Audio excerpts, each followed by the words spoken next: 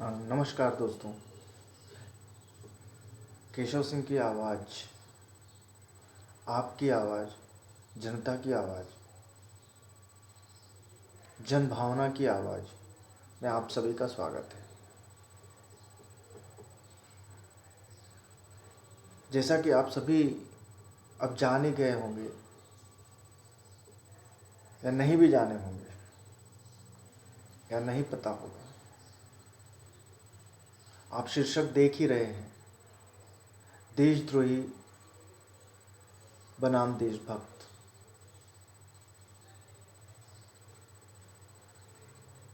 ये दोनों ही जो चीज़ें हैं दो नज़र से है। एक नज़र सरकार का है और एक आम जनता का। आम जनता कहने का मतलब वो जिनका कोई राजनीतिक पक्ष ना हो, नहीं है। दोनों की ही नज़र में देशद्रोही और देशभक्त अलग अलग है।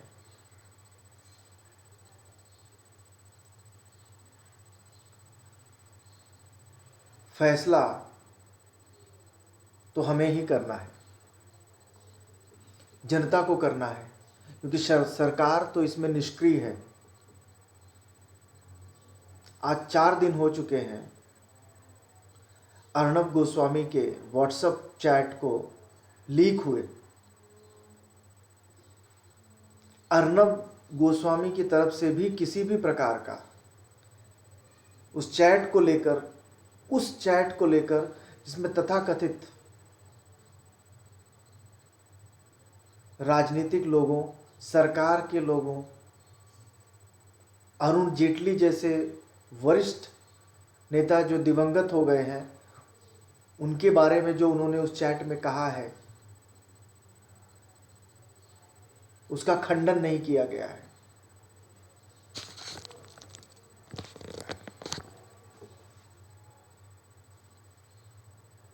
ये तो, और ना ही सरकार का कोई पक्ष आया है। सरकार इस कांड में इनके चैट के हिसाब से, अगर इनके चैट को देखें तो सरकार भी इसमें उतनी ही दोषी है, बराबर की दोषी है। तो इस समय मेरी नज़र में भारत सरकार भी एक देशद्रोही ही है।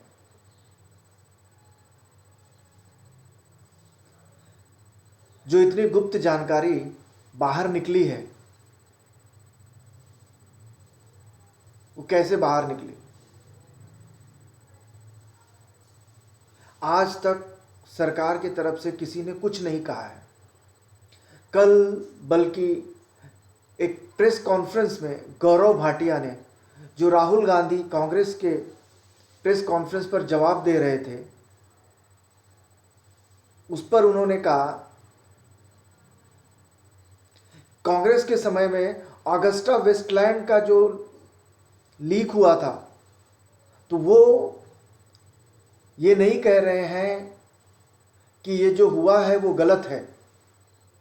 वो ये कह रहे हैं कि कांग्रेस के समय में वो हुआ था, तो ये भी हो सकता है। मतलब अगर कांग्रेस ने किया तो हमने किया, तो कौन सा ये है, क्या गलती कर दी?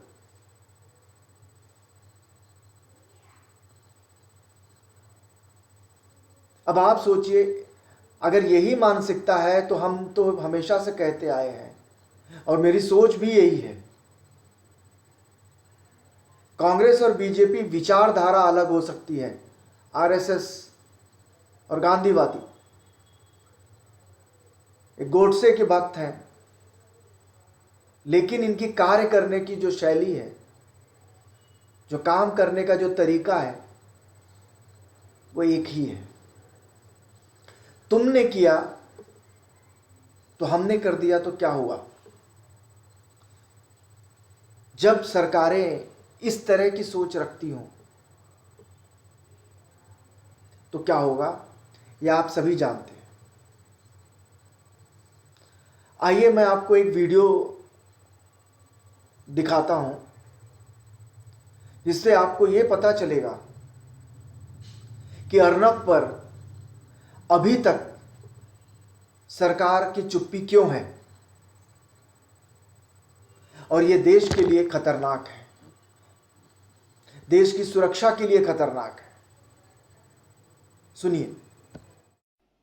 अब आप हमारे अर्नब को ही देख लीजिए, उसका टीवी शो देख लीजिए, जो इतनी लंबी चौड़ी विंडो बनाकर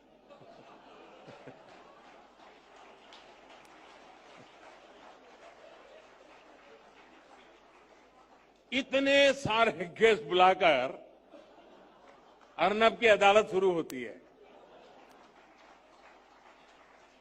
और ये क्या कब रिस्की होता है क्या?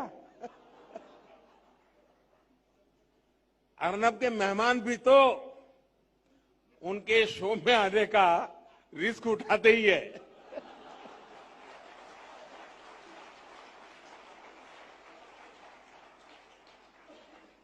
खैर, मजाक अपनी जगह है। अर्नब ने चुनौती स्वीकार की और इसलिए आज रिपब्लिक टीवी जैसा नेटवर्क वो स्थापित कर पाए हैं। अब आपने ये तो देख ही लिया कि ये रिश्ता क्या कहलाता है। क्यों अब तक सरकार चुप है? ऐसी क्या वजहें हैं, ऐसे क्या कारण हैं इस पे सरकार अर्नब पर मौन धारण किए हुए है? और ये कब तक चुप रहेंगी? ये देश की सुरक्षा का सवाल है। अगर खुफिया जानकारी इसी तरह से बाहर जाती रहेंगी तो देश की सुरक्षा हम किनके हाथों में है, ये हम सोच सकते हैं, हम ये समझ सकते हैं। तो सरकार की नजर में अर्नब जैसे लोग देशभक्त हैं और जो किसान 56 दिनों से या इससे अधिक आंदोलन कर रहा है वो देशद्रोही है।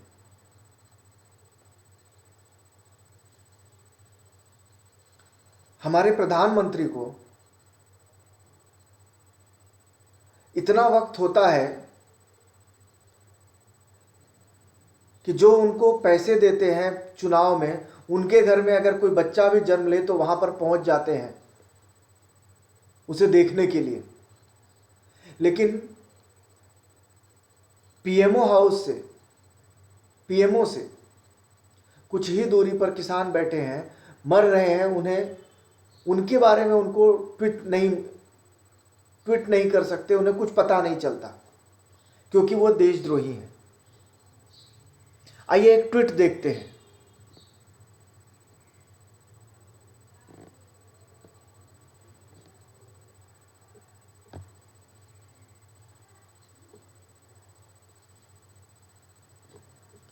देखिए, यह हमारे देश के प्रधानमंत्री हैं। भारत ने मैच जीता, क्रिकेट मैच ऑस्ट्रेलिया में, उस पर तुरंत ट्वीट आ गया बिना समय गंवाए कि किसान अपनी मांगों को लेकर, आपने एक बिल बनाया, आप बोल रहे हैं बिल अच्छा है, किसान बोल रहा है इसमें ये खामियां हैं, तो आप उन खामियों को दूर करने के लिए आप बताइए कि क्या आपके बिल में क्या अच्छाइयां हैं। आज तक हमने कहीं पर भी कहीं नहीं देखा। बिल बहुत अच्छा है, फार्मर्स के लिए अच्छा है, ये बहुत अच्छा रिफॉर्म होगा इससे कृषि क्षेत्र में, जबकि इसकी खामियों को बताया गया है। जब हम इसको इम्प्लीमेंट करेंगे, जब हम इसको यूज में लाएंगे इस बिल को, तो लंबे इसमें जब हम जाएंगे दौर में, तब इस बिल की खामियां शुरू होंगी। किसान, सरकार उसको एड्रेस नहीं कर रही है।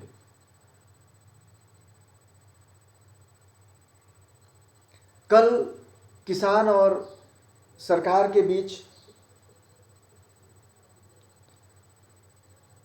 11वें या कह लीजिए 12वें दौर की वार्ता अगर एक अमित शाह से मिला लिया जाए तो वार्ता हुई।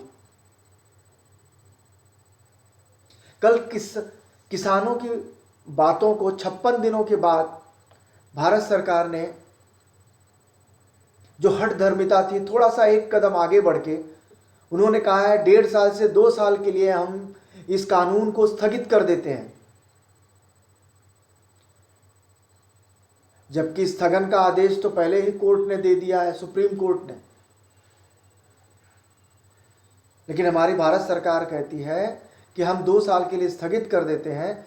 किसान, आप और हम मिलकर बैठते हैं और फिर से इस पे हम संशोधन करके हम इसे आगे लाएंगे।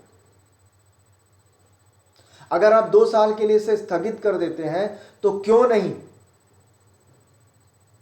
इस कानून को निरस्त कर दो, इस कानून को वापस ले लो और किसान और सरकार मिलकर बैठ के फिर से नया बिल बनाए, फिर कानून पास करें और लेके आए। क्या हर्ज है? संसद है ही कानून बनाने के लिए। लेकिन कानून वो होता है जो जनता के हित में हो, आम जनता के हित में हो, न कि कुछ एक वर्ग के हित में हो। वो कानून कब नहीं होता।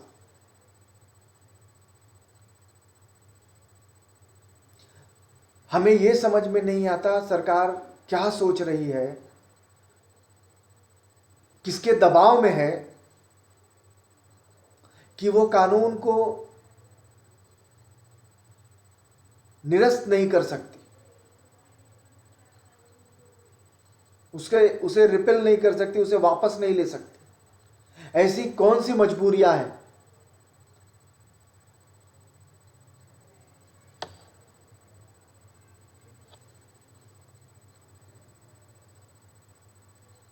ये तो सिर्फ सरकार बता सकती है। और जो मैंने कहा है, दो फुल स्टॉप के बीच में, दो पूर्ण विराम के बीच में जो एक लाइन होती है जो लिखी नहीं होती, उसे सभी समझते हैं। ये सरकार बिल पर तो बात कर रही है, एमएसपी पर बात नहीं कर रही है। किसानों की एक और मांग है कि एमएसपी को कानूनी जामा पहनाया जाए। क्या दिक्कत है? अगर प्राइवेट प्लेयर्स, अगर व्यापारी, आप व्यापार इसको खोलना चाहते हैं, कृषि रिफॉर्म करना चाहते हैं, तो एमएसपी को कानून क्यों नहीं बना देते?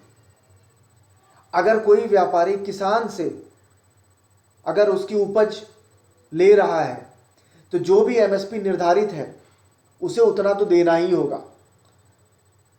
अब उसके बाद जो मार्केट चल रहा है उसके ऊपर जा रहा है तो दे।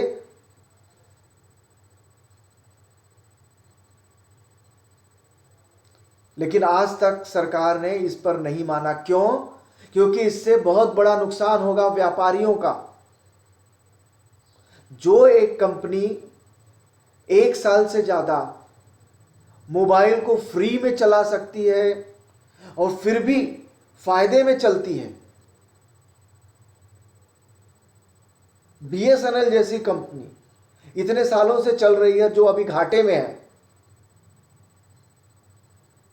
दूरदर्शन हमारे पास है, हमारा प्रधानमंत्री दूसरे मीडिया हाउस के चैनल पे जाके उसकी बढ़ाई करता है, अपनी गोद में बिठा के रखा है, दूरदर्शन को उठा के बाहर रखा हुआ है। आज दूरदर्शन की हालत क्या है और बड़े बड़े घरानों के मीडिया हाउसेस की हालत क्या है वो सभी को पता है।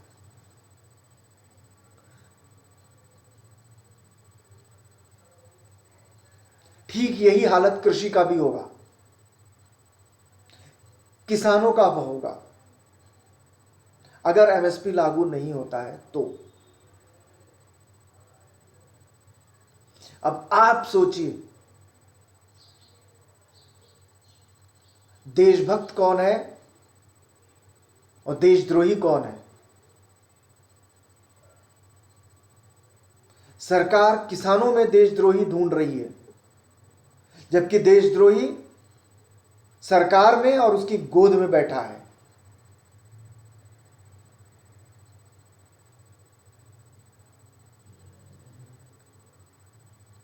और कुछ सवालों के साथ मैं केशव सिंह फिर से आऊंगा आप लोगों की आवाज बनकर।